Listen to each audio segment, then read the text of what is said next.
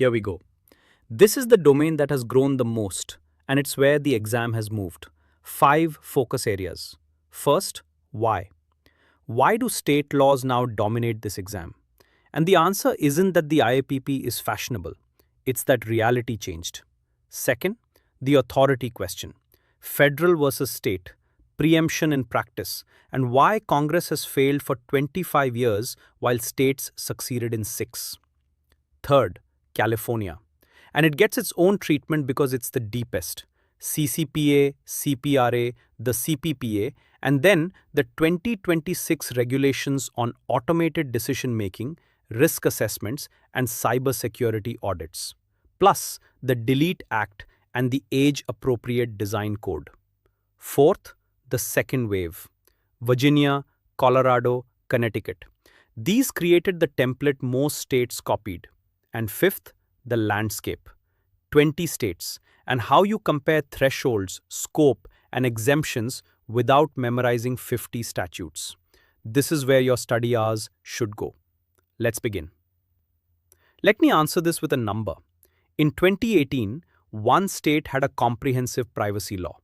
Today, 20 do. That's not a trend, that's a transformation. And the exam followed because the exam is supposed to test what practitioners actually face.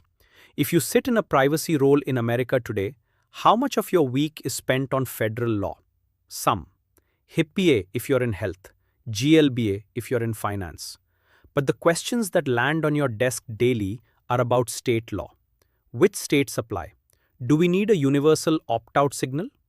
Do we need a data protection assessment for this new feature? What's the cure period in Colorado?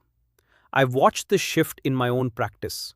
5 years ago, a privacy program was a CCPA program. Now, it's a 20-state matrix. So the IAPP rebalanced the blueprint. Domain 5 grew substantially.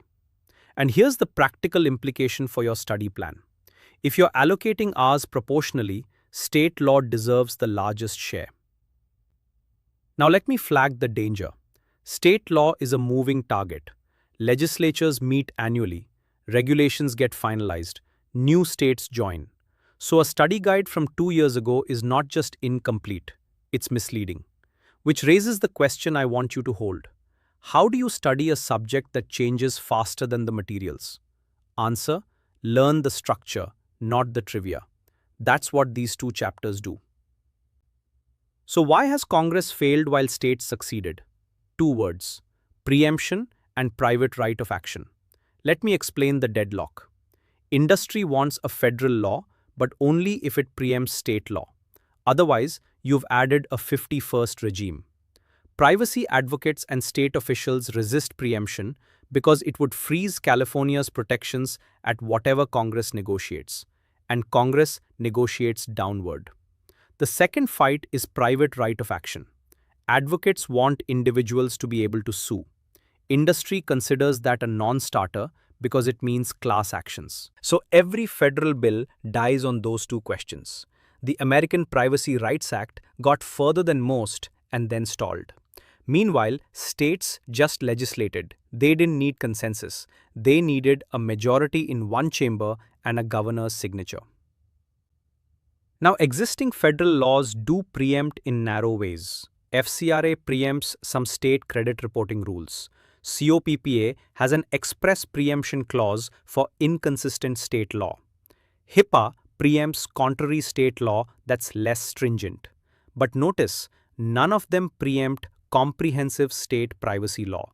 There's nothing to preempt against. Here's the practical read I give clients who ask whether they should wait for Congress. Don't. Build for the strictest state. If Congress ever acts, you'll be ready. 25 years of waiting is enough evidence. Let's get the landscape in your head. And I'm going to give you a structure rather than a list because lists don't stick. There are essentially 3 models. Model 1, California. It stands alone. Different vocabulary, broader rights, a dedicated regulator, employee and B2B coverage, and a limited private right of action. Treat California separately in your mind. Model 2, the Virginia template. Virginia's CDPA became the pattern most states copied. controller and processor language borrowed from GDPR. Opt-out for targeted advertising, sale, and profiling. Opt-in for sensitive data. Data protection assessments. AG enforcement only. Cure period. Entity-level exemptions for GLBA and HIPAA. Most of the 20 follow this shape. Model 3. The Colorado and Connecticut variant. Same skeleton, but stricter in places. Universal opt-out mechanism mandates. Rule-making authority. Narrower exemptions.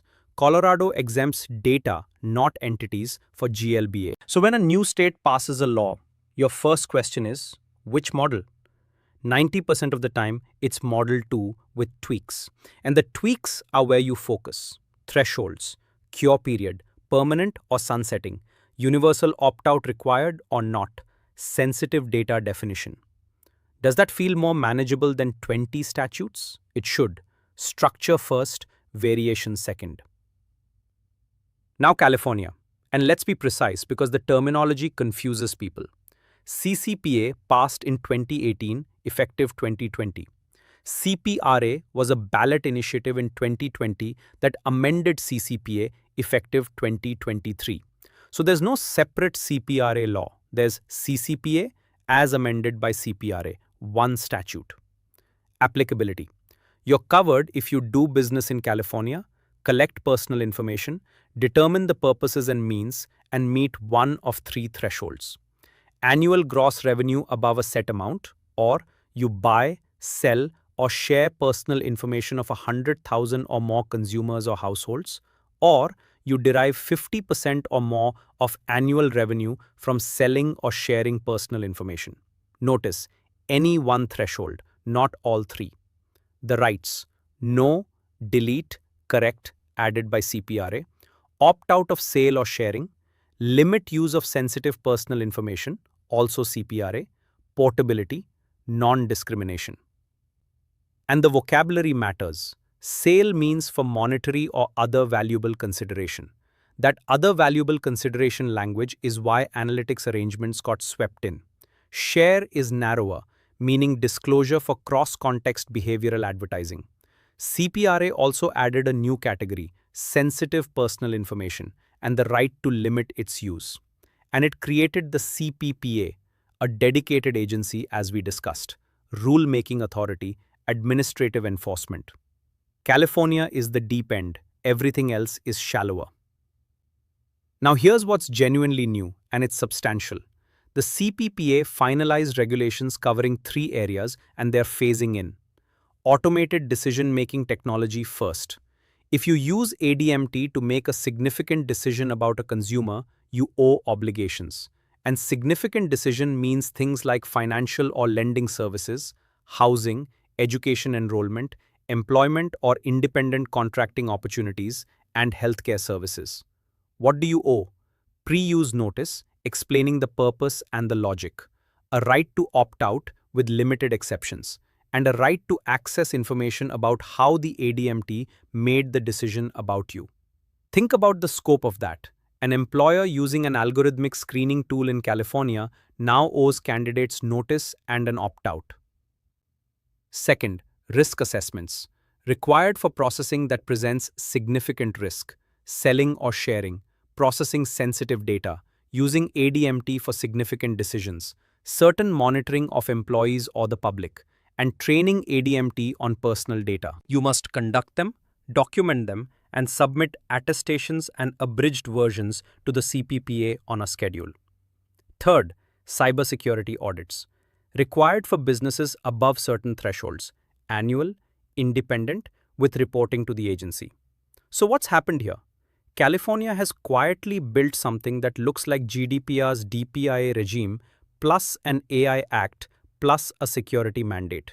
That's not a consumer law anymore. That's a regulatory system. Let me show you something genuinely clever in design. California has required data brokers to register for years. Register with the state, pay a fee, appear on a public list. Useful, but limited.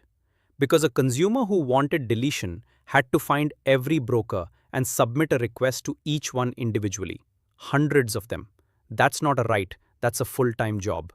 So the Delete Act, passed in 2023 changed the architecture. It created DROP, the delete request and opt-out platform. One consumer request, one place.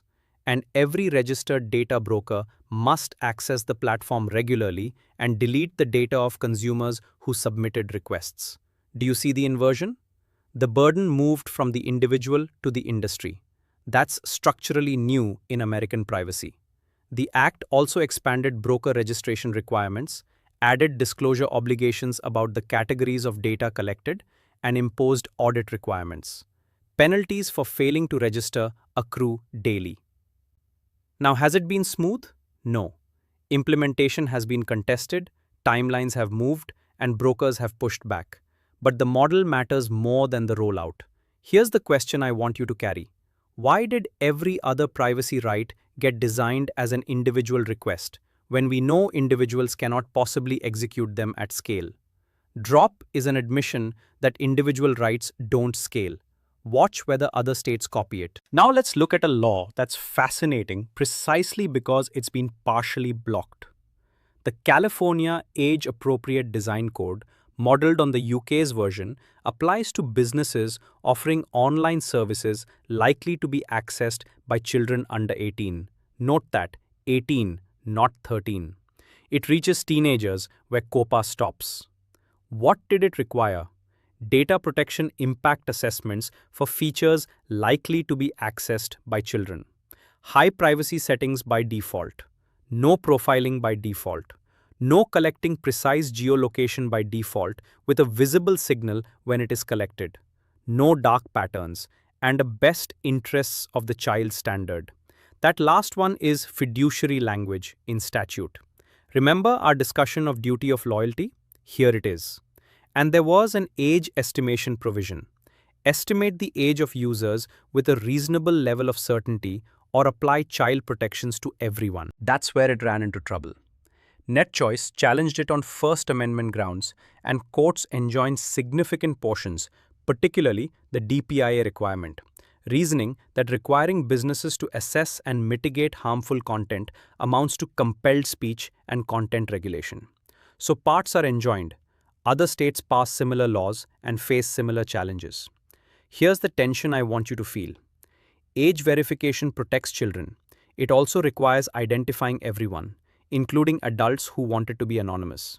Can you have one without the other? Correct, delete, portability, and opt out of targeted advertising, sale, and profiling in furtherance of decisions with legal or similarly significant effects.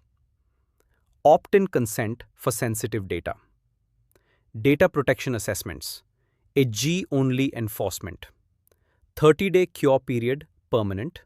And entity-level exemptions for GLBA and HIPAA-covered entities, plus non-profits and higher education. Virginia is the business-friendly baseline. Colorado's CPA is stricter in specific ways. It has a universal opt-out mechanism mandate, which is the big one. The AG has rule-making authority and has used it, producing detailed regulations. Sensitive data opt-in. Data protection assessments. Cure period that sunsets. And notably, it uses data-level exemptions for GLBA, not entity-level. So banks in Colorado aren't fully out. Connecticut's CTDPA sits between them, but has drifted stricter through amendments. It requires universal opt-out recognition. It's added consumer health data protections and minors provisions. Here's the study technique. Learn Virginia cold, then learn what Colorado adds, then what Connecticut adds. You're now covering most of the country. 3 statutes, 20 jurisdictions. That's leverage. Let's talk about the tail of the list. And I want to be honest with you about how to handle it. The newer entrants largely follow the Virginia template. Indiana, Kentucky, Rhode Island, Nebraska, New Hampshire, New Jersey, Delaware, Iowa, Tennessee, Montana, Texas, Oregon, Minnesota, Maryland. But some have distinctive features worth knowing. Texas is unusual on threshold. It doesn't use a revenue or volume threshold at all. Instead, it applies to anyone doing business in Texas who processes personal data, unless they're a small business as defined by the SPA. That's a fundamentally different gate. Maryland is the strictest of the recent group. It has genuine data minimization, not just notice. Collection limited to what's reasonably necessary to provide the requested product. And it prohibits selling sensitive data outright, not consent-based, prohibited. Oregon includes a right to know specific third parties to whom data was disclosed, not just categories. That's a meaningful upgrade. Minnesota added a right to question profiling results. Rhode Island has an unusual disclosure requirement about third parties in the privacy notice. Here's my advice for exam purposes. Don't memorize Indiana's effective date. Know the template and know the outliers. Texas on thresholds, Maryland on minimization, Oregon on specificity. Outliers are what get tested. Templates are what get assumed. Let's close this chapter with the analytical framework, because this is how you actually answer any state law question. 4 questions in order. First, threshold. Does the law apply? Most use consumer volume, often 25,000 or 100,000, sometimes with a lower threshold if you derive revenue from selling data. California adds a revenue trigger. Texas uses the small business test instead. Second, scope of persons. Who counts as a consumer? And here's a critical distinction. Most states exclude individuals acting in a commercial or employment context. California does not. So employees and B2B contacts are covered in California and essentially nowhere else. Third, exemptions. And this is the one I told you to always ask. Entity level or data level?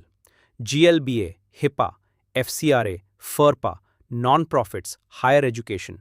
Virginia exempts entities. Colorado exempts data. Same statute, different answer. Fourth, obligations and enforcement. Universal opt-out required? Cure period, and does it sunset? Rulemaking authority? Here's what I do in practice. I build a matrix. States down the side, those 4 questions across the top. Fill it in once, maintain it quarterly. And here's the exam version. When you see a state scenario, run those 4 questions in order. Threshold, scope, exemption, obligation. The answer usually falls out at step 3.